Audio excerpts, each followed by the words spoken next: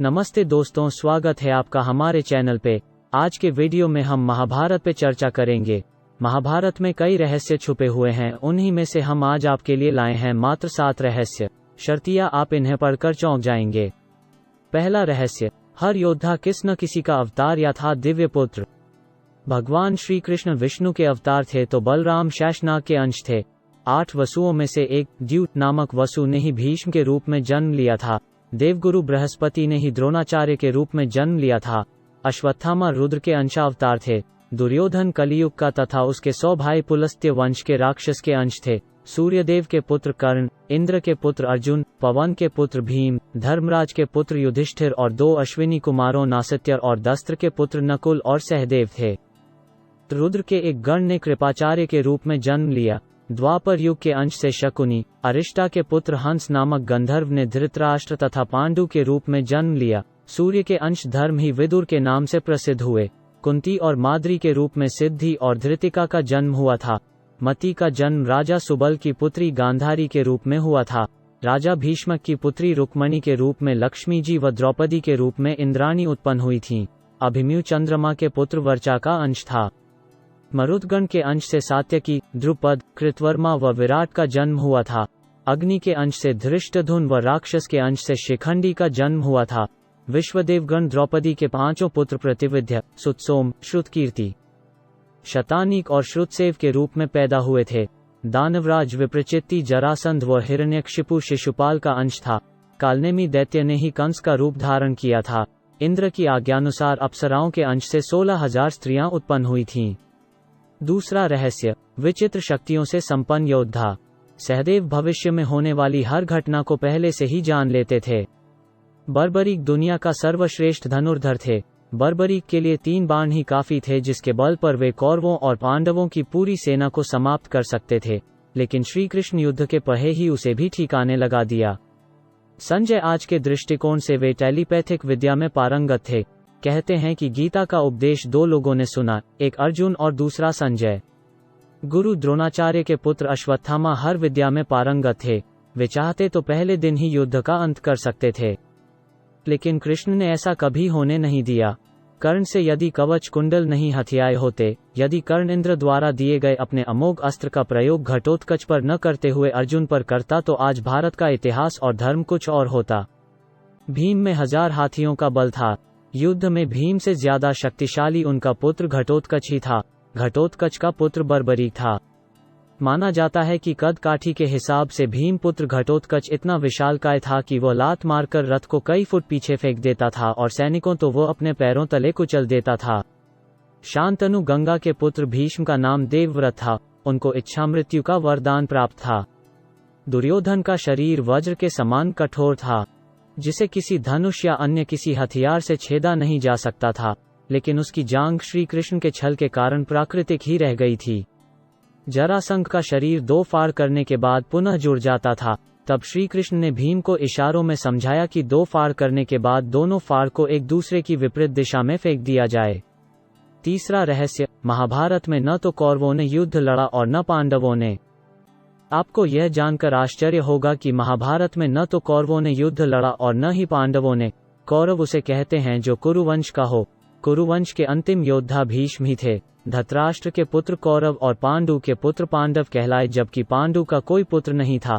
पांडु पत्नी कुंती और माद्री ने देवताओं का आह्वान किया था, जिससे उन्हें 5 पुत्र उत्पन्न हुए थे। दूसरी ओर 100 कौरवों का जन्म वेद व्यास की कृपा से हुआ था। यह भी विदित हो कि वेद व्यास के पिता की कृपा से ही अंबिका से धृतराष्ट्र और अंबालिका से पांडु का जन्म हुआ, जबकि एक दासी से विदुर का जन्म हुआ था। चौथा रहस्य, रहस्यमय जन्म। महाभारत में किसी भी व्यक्ति का सामान्य रूप में जन्म नहीं हुआ। श्री कृष्ण का जन्म जहां कारावास में बहुत कठिन परिस्थितियों में हुआ, वहीं उससे पूर्व भीष्म का जन्म गंगा की शर्त के उल्लंघन स्वरूप हुआ। भीष्म ने जब ब्रह्मचर्य की प्रतिज्ञा ले ली तो वंश को आगे बढ़ाने का संकट उत्पन्न हुआ। शांतनु की दूसरी पत्नी सत्यवती के 2 पुत्र हुए। इसमें से जीवित बचे विचित्रवीर्य की 2 पत्नियां अंबिका और अंबालिका ने निगोद द्वारा अंबिका से धृतराष्ट्र, अंबालिका से पांडु और दासी से विदुर का जन्म हुआ। इसी तरह धृतराष्ट्र और पांडु को जब कोई पुत्र उत्पन्न नहीं हुआ तो फिर से यही वेदव्यास काम आए। अब आप सोचिए, इन्हीं 2 पुत्रों में से एक धृतराष्ट्र के यहाँ जब कोई पुत्र नहीं हुआ तो वेदव्यास की कृपा से ही 99 पुत्र और एक पुत्री का जन्म हुआ। दूसरी ओर पांडु की 2 पत्नियां कुंती और माद्री थीं। दोनों से ही पांडु पुत्र उत्पन्न नहीं कर सके। तब कुंती ने क्रमशः धर्मराज, इंद्र और पवनदेव का आह्वान किया तो युधिष्ठिर, अर्जुन, भीम उत्पन्न हुए। उसी तरह माद्री ने 2 अश्विन कुमारों का आह्वान किया तो उनसे नकुल और सहदेव उत्पन्न हुए। इसी तरह द्रौपदी का जन्म भी एक रहस्य ही है। कहते हैं कि उसका असली नाम यज्ञसेनी है। यज्ञसेनी इसलिए कि वह यज्ञ से उत्पन्न हुई थी। द्रौपदी नाम महाराज द्रुपद की पुत्री होने के कारण था। इसी तरह गौतम ऋषि के पुत्र शरद्वान और शरद्वान के पुत्र कृपाचार्य का जन्म भी एक रहस्य ही है। कृपाचार्य की माता का नाम नाम्पदी था। नाम्पदी एक देवकन्या थी। इंद्र ने शरद्वान को साधना से डिगाने के लिए नाम्पदी को भेजा था। देवकन्या नाम्पदी जानपदी के सौंदर्य के प्रभाव से शरद्वान इतने काम पीड़ित हो गए कि उनका वीर्य स्खलित होकर एक सरकंडे पर गिर पड़ा। वह सरकंडा 2 भागों में विभक्त हो गया, जिसमें से एक भाग से कृप नामक बालक उत्पन्न हुआ और दूसरे भाग से कृपी नामक कन्या उत्पन्न हुई। यह कृप ही कृपाचार्य कहलाए। महर्षि भारद्वाज मुनि का वीर्य किसी द्रोणी, यज्ञ कलश अथवा पर्वत की गुफा में स्खलित होने से जिस पुत्र का जन्म हुआ उसे द्रोण कहा गया। ऐसे भी उल्लेख है कि भारद्वाज ने गंगा में स्नान करती घृताची को देखा। भारद्वाज ने गंगा में स्नान करती घृताची को देखा और उसे देखकर वे आसक्त हो गए, जिसके कारण उनका वीर्य स्खलन हो गया, जिसे उन्होंने द्रोण यज्ञ कलश में रख दिया। बाद में उससे उत्पन्न बालक द्रोण कहलाया। 5वां रहस्य, महाभारत के ये उलझे हुए रिश्ते। महाभारत में द्रौपदी ही एकमात्र ऐसी स्त्री थी जिसने 5 पुरुषों को अपना पति बनाया था। महाभारत में भगवान श्री कृष्ण के सखा थे अर्जुन, लेकिन अर्जुन ने जब श्री कृष्ण की बहन से विवाह किया तो वे उनके जीजा भी बन गए थे। श्री कृष्ण का अर्जुन से ही नहीं बल्कि दुर्योधन से भी करीबी रिश्ता था। कृष्ण और जामवंती के पुत्र सांब ने दुर्योधन की पुत्री लक्ष्मणा से विवाह किया था। इस तरह दुर्योधन और श्री कृष्ण दोनों एक दूसरे के समधी थे। अर्जुन और सुभद्रा के पुत्र अभिमन्यु की पत्नी वत्सला बलराम की बेटी थी। अभिमन्यु का एक विवाह महाराज विराट की पुत्री उत्तरा से भी हुआ था। भगवान श्री कृष्ण की 8 पत्नियां में से एक अवंती के राजा जयसेन की बेटी मित्रविदा थी। पौराणिक मान्यता अनुसार मित्रविदा उनकी बुआ की बेटी थी। 6ठा रहस्य, एक रात के लिए जी उठे सभी योद्धा। ऐसी मान्यता है कि महाभारत युद्ध में मारे गए सभी शूरवीर जैसे कि भीष्म, द्रोणाचार्य, दुर्योधन, अभिमन्यु, द्रौपदी के पुत्र कर्ण, शिखंडी आदि एक रात के लिए पुनर्जीवित हुए थे।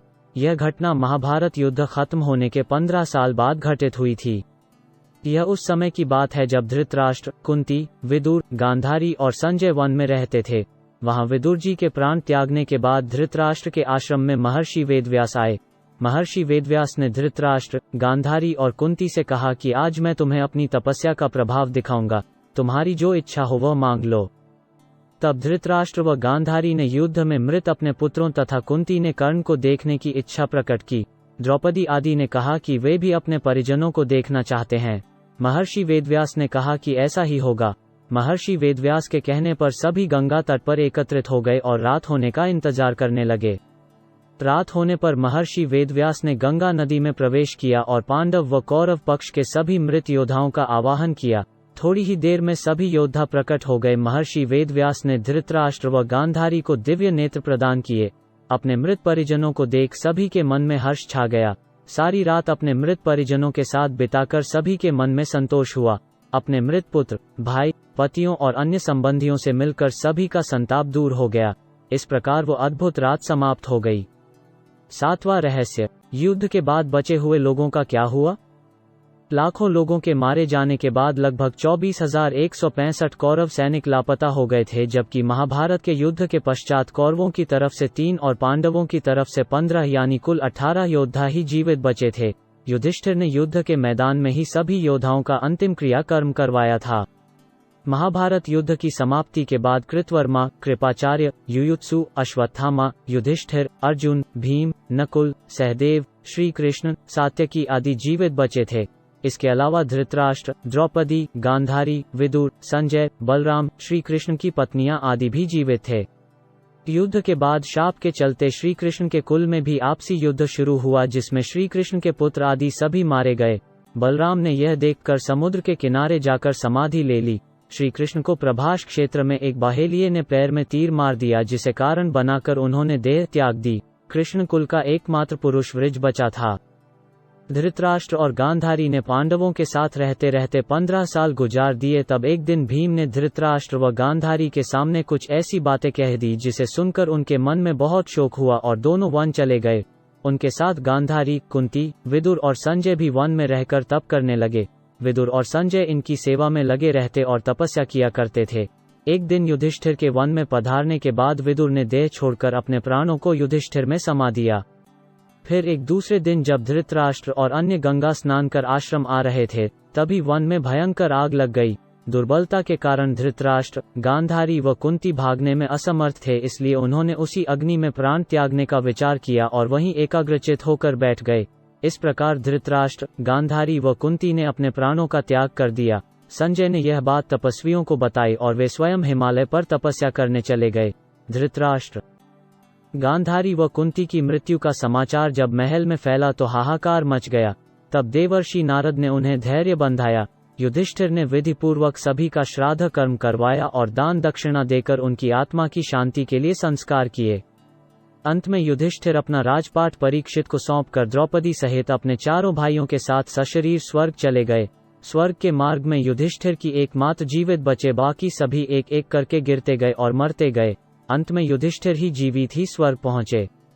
तो ये थे महाभारत से जुड़े कुछ 7 रहस्य जिनके बारे में बहुत ही कम हिंदू लोग जानते हैं। अगर आपको वीडियो अच्छा लगा हो तो इस वीडियो को लाइक और शेयर करें तथा और इंटरेस्टिंग आर्टिकल्स और स्टोरीज के लिए हमारे चैनल को सब्सक्राइब करें। चलिए मिलते हैं अगले वीडियो में।